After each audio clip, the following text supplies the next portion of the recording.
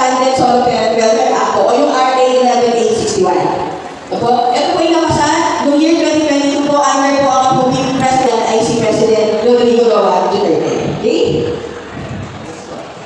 Ano po ba yung nilalaman po nito? So sabi ko nga po kanina, ating po i-emphasize sa yung mga category, paano po naging solo parent ang isang solo parent. So under the law, ang solo parent po ay isang po parent na nangangalaga o nagbibigay ng parental care and support na po in terms of financial po sa kanyang anak o mga anak. Yun lang po yung definition, okay? Solo parent meaning wala po binigay na gender, pwedeng nanay or pwedeng tatay. Okay? Category po ay ang birth of a child as a result of rape po. So yung mga babae po na hindi po nila kagustuhan na magbuntis kasi po sila po ay nakadanas po ng pang-aabuso. Okay? Then ang category number po natin ay yung mga kasal po, no po, o nagsasama po na nabiyuda or nabiyudo. So paano ba tayo magbiyuda o nabiyudo? Isa lang po, magiging paraan yung natural death po o kamatayan po, hindi po yung pagsa sa kabilang bahay na madalas yung po pinag-YouTube, okay? So naman po ay yung spouse of person deprived of liberty. Yung PDL po kasi yun na po yung tawag natin sa ating mga prisoner. No po, person deprived of liberty. Okay? So yung mga may asawa po na nakasuhan at current po na nakakulong. Okay? Malinaw po yun. Nakasuhan po kahit wala pa po final judgment. Hinihiling pa po yung kaso at siya po ay kasalukuyang nakakulong. Nakakulang na po na at least 3 months para masabi po na kayo po ay eligible na maging solo parent. Then yung spouse po ng PWD or person with disability. Hindi po lahat ng disability po ay pasok dito. Okay po, yung po yung dapat na malinaw sa atin. So sino naman po? Yung may physical and mental po na hindi na, wala na po kapasidad na makapagbigay po ng parental care and support. Okay po, malinaw na po tayo doon. So madalas po dyan, yung sila certify po ng doctor, private man or public, pwede po. Na yung pong tao ito ay PWD na po talaga. For example po na madalas po natin mabigyan dyan, yung mga bedridden po. Ito po, or mga magulang po na hindi wala na po kakain na makapagbigay ng pinansyal kasi hindi na po sila pwedeng magtrabaho dahil po sa kanilang sakit. Po natin, pag hindi po maganda ang mental health, wala po silang full capacity to take care po ng ating mga anak. Isa din po iyon. Due to de facto separation. So meron po kasi tayong legal separation at hiwalay na. So sa de facto po, meaning physically hindi na kayo nagsasama mag-asawa. Pero hindi naman po, as nasabi doon na legally separated kayo. So ano po ang dapat doon? So ako, na hindi na po kayo nagsasama. 6 months. So sa hindi na po, so hindi na po pagsasama, okay po. Baka kasi magkaroon ng kalituhan. Ano po, yung mag-asawa po na naghiwalay, hindi po sila pwede pareho kumuha ng solo parent. Ano po, kahit 6 months and above na sila maghiwalay. Kung sino lamang po ang mayroong custodiya, full and sole custody doon sa mga bata. Okay, magiging po yun? Then due to nullity of marriage, yun naman po hindi po kayo magkakalituhan. Kasi pagdating po sa annulment po, ano po, ay specified naman po doon, ano po, yung napagkasunduan po ng mag-asawa na nagpinaanan po yung kasal nila kung sino po ang mag-aalaga, kung meron po co-parenting, at sino din po yung masusuporta. So kung nakalagay po doon sa annotation po, and sa final degree po ng kanilang annulment, nabibigay po ng korte po sa isang parent lang po, yung full custody po ng bata, siya po yung pwedeng mag-apply. Pero kung nakalagay po doon ay co-parenting, doon po may araw kay nanay, may araw kay tatay, then shared po sila sa financial responsibility, hindi pa rin po sila po pwedeng mag-apply. Okay po? So sa annulment po at least 6 months. No po, ito po yung sa mga kasal po na iiwanan po ng mga asawa. 6 months po tayo dito.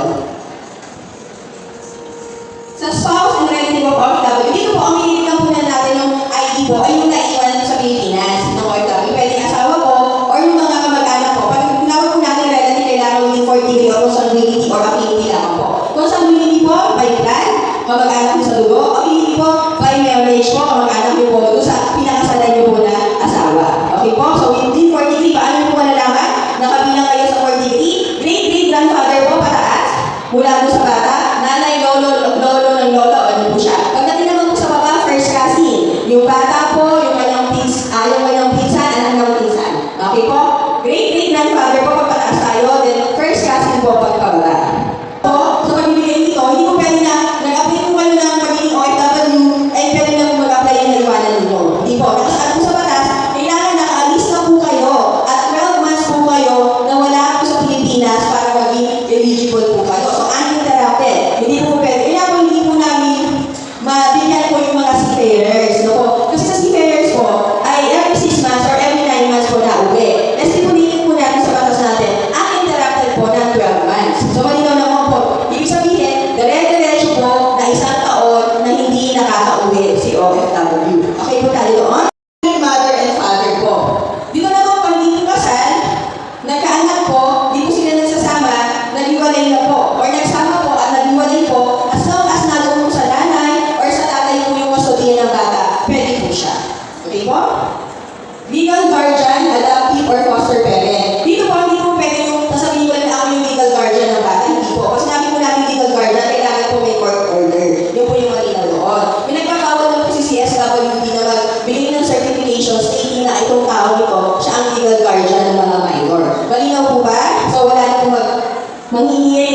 SWD na certification. Kasi malinaw po sa batas, ang tinawag po natin legal guardianship, may court order po. Meron po kayong pinay na petition sa korte, at inaran po yun ng korte, na kayo po yung binibigyan po, ano po, nung batas po, na maging legal guardian po. Kasi kayo po ang representation po, sila po ang representation ng bata yun sa any legality po.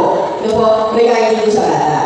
Dapat may, ano po kayo, eligibility from the NACC or yung po, attached agency po ng DSWD, yung National Authority for Child Care. So, si DSWD po, nagkaroon na po siya ng attached agency, NACC, kung saan po nag-handle po ng adoption. So, doon po si adoptive parents, si prospective adoptive parents, magiging pa po siya nagiging eligible, mag-a-apply po doon kay NACC or sa regional offices po, yung graphic tinatawag nila, para maging adoptive parents po. Doon pa lang po masasabi na adoptive parent siya. Hindi po na, ako po, ay isang babae o isang lalaki na nag-aalaga po ng bata, ay masasabi ko na po na ako, na hindi ko kaano-ano, po ay masasabi ko na ako ay adoptive parent, hindi po ha. Kailangan po yun, ay may approve authority po galing po sa NACC. Hindi po basta tayo nagpo-foster po ng mga bata. Hindi po masasabi na kayong mga foster parent, not unless po, meron din po kayong certification, kailangan po from NACC. Malinaw po? Okay. And then, relative with the court degree. Ito naman po kanina, kung hindi kayo pwede po mag-alaga, na hindi nyo po kaano-ano, hindi naman po binibigyan po ng pagkakataon, yung mga relative, yung nga lang po, within court degree. Kasi po sa batas, ang kinikilala lang po kamag-anak ng po ng isang tao, ay yung lamang po sa ika-apat ng degree. Okay po? So yung ating pong tradisyon at kultura, na kahit, ano lang, kapit-bahay nyo na, or sa iba, isang relative, hindi po siya ina-acknowledge ng batas. Doon po yung third degree casting, fourth degree casting, unfortunately, hindi po. Within fourth degree lang po tayo. Paano nga po natin malalaman? Pagpataas po, magmunang to lolo po, ay great-great-grandfather lamang. At pagpababa naman po, ay hanggang first casting lamang. Okay po? So, pinapayagan po na mag-apply po yung mga kamag-anak within fourth degree. No po? Yung inaalagaan po nila na bata, ang mga magulang po ay, ito na po, nagkaroon po ng abandonment, disappear, prolonged absence. Meaning po, hindi naman po siya nag-disappear, hindi siya na-abandon. Alam nyo kung nasaan si nanay o si tatay. However, hindi po nagpapakita at hindi pinupuntahan, hindi inaalagaan, sinusuportahan po yung kanilang mga anak. Nanino po? Okay. Hindi po porket, isang linggo na wala si nanay, mag-a-apply na po tayo. Nandito po sa batas, 6 months po, ang minimum. Yan po. So, yung category naman po para sa mga pregnant, nakababaihan, ano po, no, wala pa po silang anak. Kaya po sila dito ay buntis pa.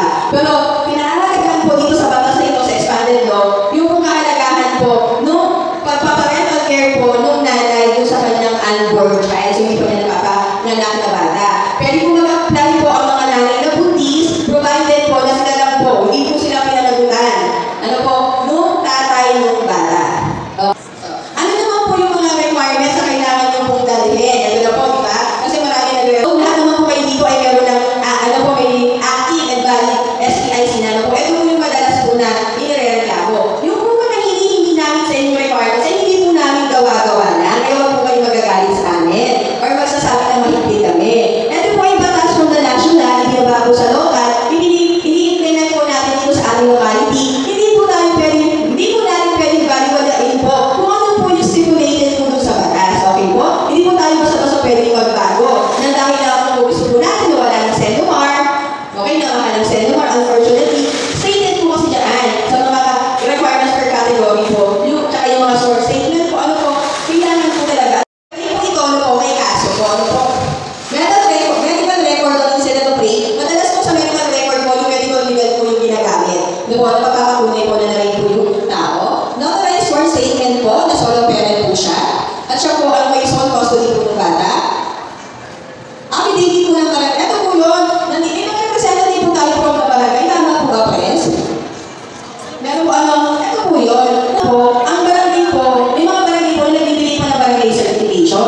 Ngayon po sa pagpapatas po na ito, hindi na po kasi certification yung kailangan. Kung hindi po attestment, yung affidavit po ng barangay na nagsasabi po, na itong taong po pinapatunayan nila, na ito ay solo parent dahil po sa circumstances na ito. Pwede po ilagay po ni barangay yung mga categories po. Iniwanan ng asawa, mga ganun po na ng asawa, na pinapatunayan po nila na totoo ng solo parent po, yung bibigyan po nila, yung hihingi po ng affidavit. So sana ma-uniform na po natin, lahat po ng barangay affidavit na po yung maibigay.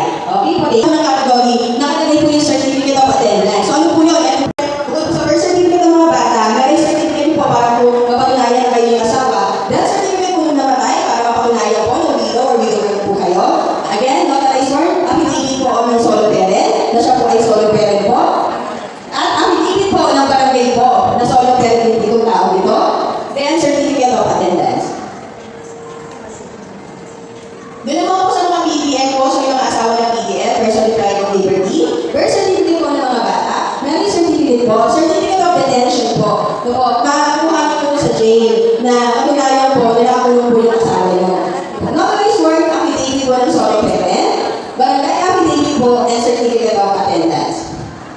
Sa PWD naman po, may mga spouses o partner po ng PWD. Birth certificate po ng bata, marriage certificate po, medical record po. So nakalagay po dito na na-issue po not more than 3 months. Kaya huwag magagalit po kayo. Huwag po kayo magagalit kung sinabi po na hindi na po pwede yung medical nyo. However po, kung hindi naman po makakapagpakita ng medical, yung valid po na PWD ID nung inyong partner ay pwede na po. Short state, notarized short affidavit po na solo parent po kayo, barangay affidavit po, and certificate of attendance. Sa legal or de facto separation po, birth certificate po ng mga bata, marriage certificate po, judicial degree of legal separation po of the spouse. In case of de facto po, affidavit po of the interested person attesting to the power of separation. Ito po yun, yung sinasabi ko kanina. Ano po kasi pwede po kayo naghiwalay na legal. So, kailangan nyo po kayo judicial degree of legal separation. Maaari naman po kayo na naghiwalay, pero hindi po legal. So, pag ganun po, attestation po ang kailangan nyo. Yung two disinterested person attesting po na kayo po ay in de facto separation. Notarized short affidavit po na solo parent po kayo, barangay affidavit po at certificate of attendance. So, sa nullity of annulment of marriage naman po, birth certificate po ng mga bata, marriage certificate nyo po, na kung meron pong annotation po na kayo po ay na-annul po yung inyong marriage, kung saan namin po yan or yung judicial degree po, yung pinaka-final paper po galing po sa court na annul po yung inyong marriage po, or pwede naman po, may bago po kasing batas sa may mga foreigner po na asawa, na divorce po sila sa ibang bansa. Since walang divorce po sa Pilipinas, meron na po kayo, pinapayagan na ang Pilipinas to annul very affidavit po and certificate of attendance. So sa abandonment naman po ng mga spouse, birth certificate of children, marriage certificate po, or affidavit of the applicant's sole parent, affidavit of two interested person po, ang ina-attest po na yung regarding po sa abandonment po ng asawa, police or barangay record po of the fact of abandonment. Ano po yung madalas sa policy? Sa barangay po, yung mga nasa barangay. So pinabablatter po namin, po, madalas po nabablatter siya sa record book po ng policy na pinabablatter po namin kung ano po yung circumstances po ng abandonment, kailan po, at kung kailan po nag-start yung abandonment. SP, barangay affidavit po and certificate of attendance. Sa spouses o sa spouse or relative po ng other family member po ng OFW, birth certificate po ng mga bata, marriage certificate po, then POEA set po or yung equivalent documents. Madalas po yung binabayaran nila sa POEA na certification bago sila umalis, yun po yung pinaprovide sa amin, which is okay naman po. Tama po yung passport. Kasi di ba ang mag-a-apply na po dyan ay yung spouse or yung relative. Photocopy lang po ng passport, yung may stamp, para alam po kailan umalis. Then yung additional requirements po doon, yung kontrata or proof of income. Okay? Nakibig. So, certificate of attendance, syempre kailangan.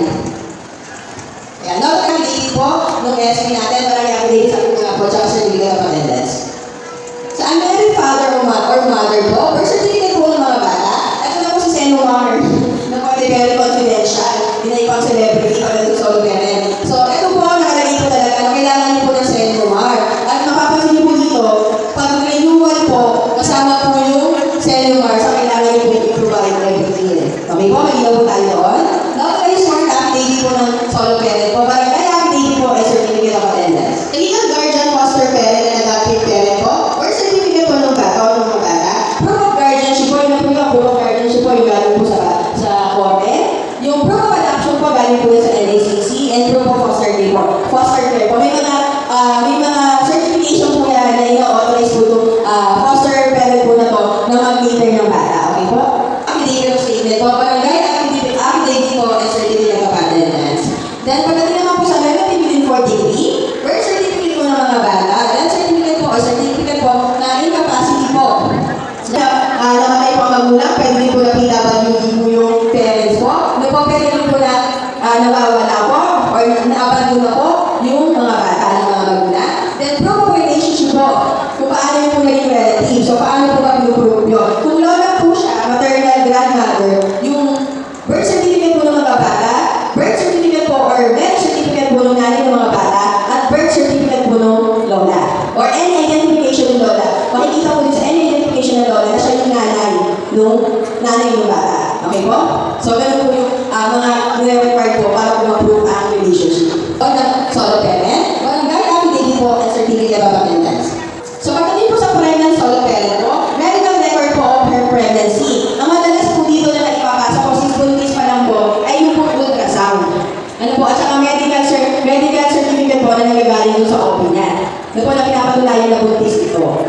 doon sa naman po, doon po makikita na talaga po may baby po sa loob ng siya ni Mami. Ito na solo parent. Dito naman po nakalagay dapat po talaga na wala po siyang kinakasama. Na po kaya siya po ay solo parent. Kahit yung tatay po ng mga bata. Ano po? Barangay po and certificate of attendance. Una, kailangan may active status po kayo and renewed SPIC. Yung solo parent identification card nyo po ay hindi pasok. Diba? Na-renew nyo po siya.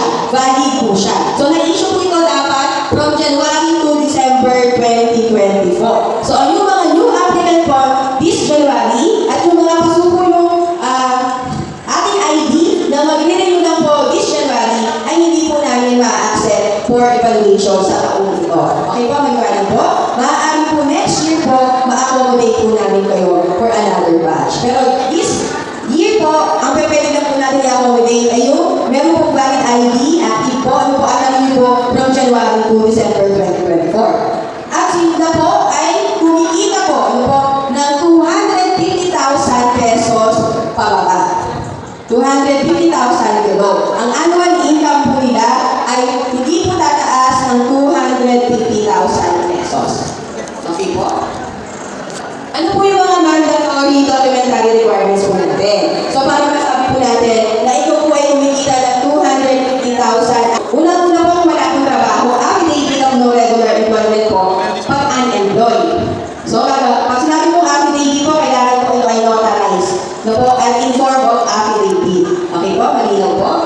Income tax return po para sa may regular employment. At BIR certificate of notice income naman po para sa mga informal employment o yung hindi po regular yung trabaho. Sino po yung mga hindi regular yung trabaho? Mga nagtitinda po, yung mga 6 months contract na po, after 6 months walang trabaho, after ilang buwan magkakaroon naman po. Hindi po kasi sila makakakuha ng ITR at hindi naman po sila makakabila doon sa unemployment. Okay po? Additional requirement, ito ano sa inyo po yung mandatory natin. Pag po kayo ay spouse o relative po ng OFW, kailangan po may updated contract po kayo with salary. Makakapagpasa po yung relative po na binigyan ng ID o yung spouse po na binigyan ng ID na updated contract with salary po, updated remittance po for the past 3 months. However, sisiguraduhin nyo lang po, yung pong kontrata po ng OFW po ay hindi po lalagpas po doon sa required ceiling po natin na 250,000 po below pa. Kasi kung mataas po sa 250,000 annual ang yung income po ng OFW, ay hindi po siya pwede qualify. Okay? Also po na may PWD or person with disability, ang additional requirements po natin ay certificate of disability pension. May mga disabled po na nakakatanggap po ng disability pension, lalo na po yung mga matagalan ng trabaho na eligible. So kung wala naman po, wala po kayong pension, ang kailangan niyo po as additional requirements po ay affidavit po na hindi po kayo nakakatanggap ng kahit anong pension from SSS or GSIS. Okay po tayo doon? Sa mga senior natin, nabigyan natin ng solo parent ID. Now, usually po na yung nasa category po natin na within 40 degree, relative within 40. Natin legal guardian, adoptive, and foster parent po. Certificate of pension din po. At yung wala naman po, affidavit po of no pension from, na hindi po kayo nakakatanggap ng pension from SSS and GSIS. Paano po namin mag-terminate yung inyong pong ID and benefits? Paano po magiging subject for termination? So, unang-una po ay magkaroon po ng change of status. Paano po ba magkakaroon ng change of status? Nagpakasal lang po si solo parent or may kinakasama na siya, whether opposite sex po or same sex. Okay po, so hindi po pwedeng dahilan na ang kinakasama ko po ay same sex po, kaya po na hindi masasabi ng cohabitation. Ano po, sa batas po, kasama po yun. Okay? Failure po na mali po yung inyong pong ID, so po before na ma-end po yung taon. So hindi na po kayo makakwalify. For ano po yung example nito? Tumatanggap na po kayo ng subsidy this year. Papasok po yung inyong ID. Hindi po siya na-renew agad. Ipaportin na po natin yung following months po na matatanggap nyo pa po sana na subsidy. Naiintindihan to? So kailangan pag napuas mo po, ma-renew nyo din po siya agad. Kasi sabi nga po, paano kayo makakwalify? Kailangan meron po yung active and valid na SPIC. Okay po? Ay na-promote or nagawin po na regular na trabaho at ang tinatanggap nyo na po ay 250,000 annually pataas, hindi na din po kayo makakwalify. Okay po? So maaari during sa time po na nagsasubsidy na kayo or the following year, hindi na po kayo makakwalify kung sa following year po kayo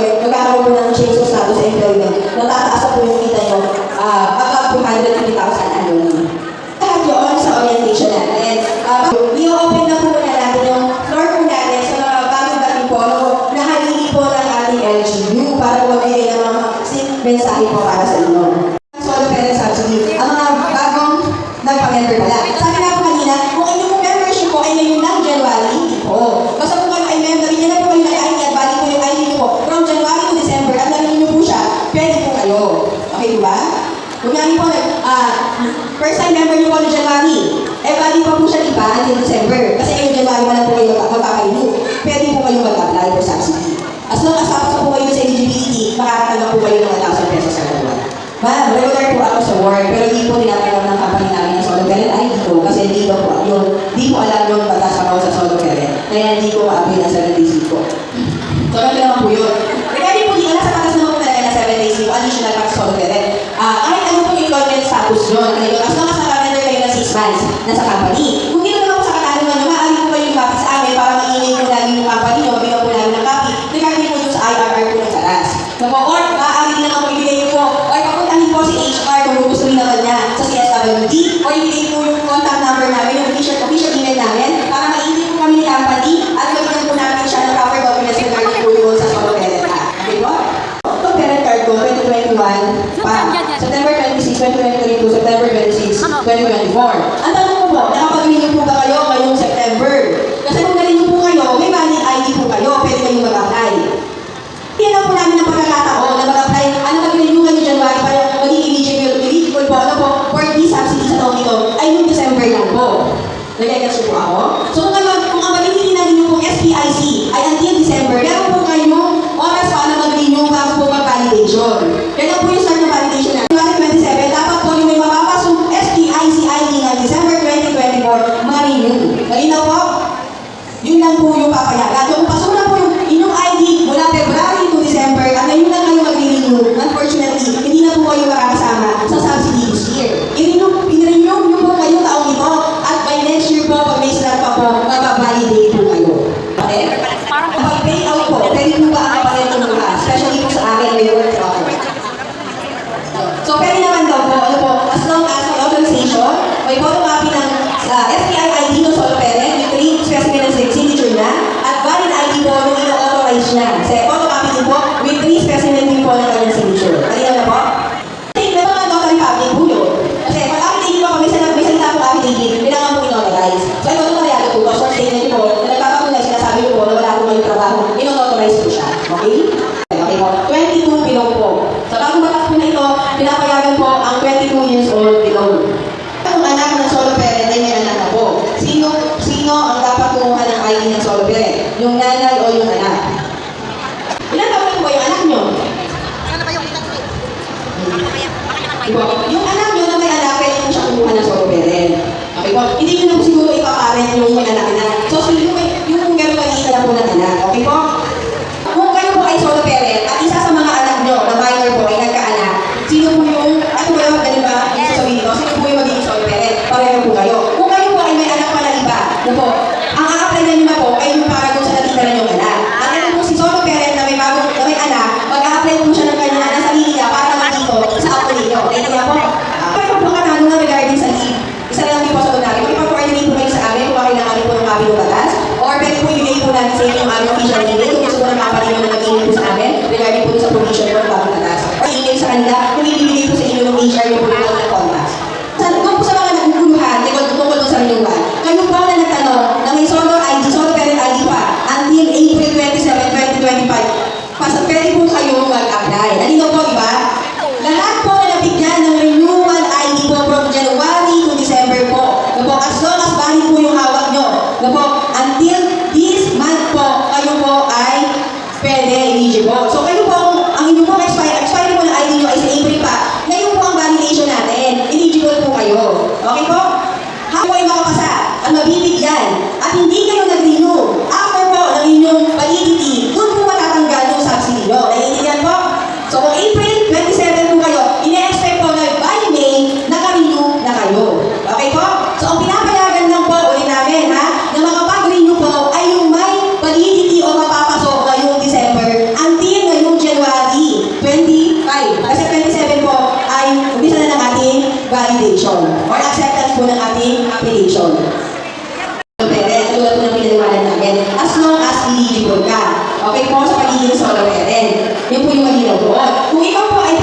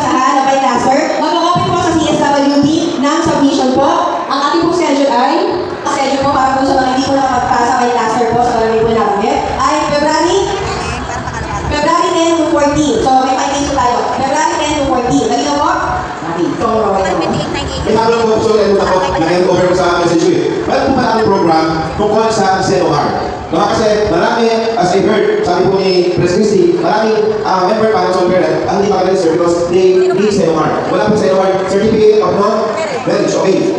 Kaya sa punta po kayo sa PSA, punta po kayo ng Manila or punta po kayo sa SM, babayaran po yun. We will sponsor. Yung kasama po kasi ay head ng local civil registrar, no? Si Ma'am Maylene. So, para po hindi na kayo pumila sa PSA, makahila, may ilan, masahe, ang init, traffic, pagkain, lubong araw, nandun ka, hilakan ka.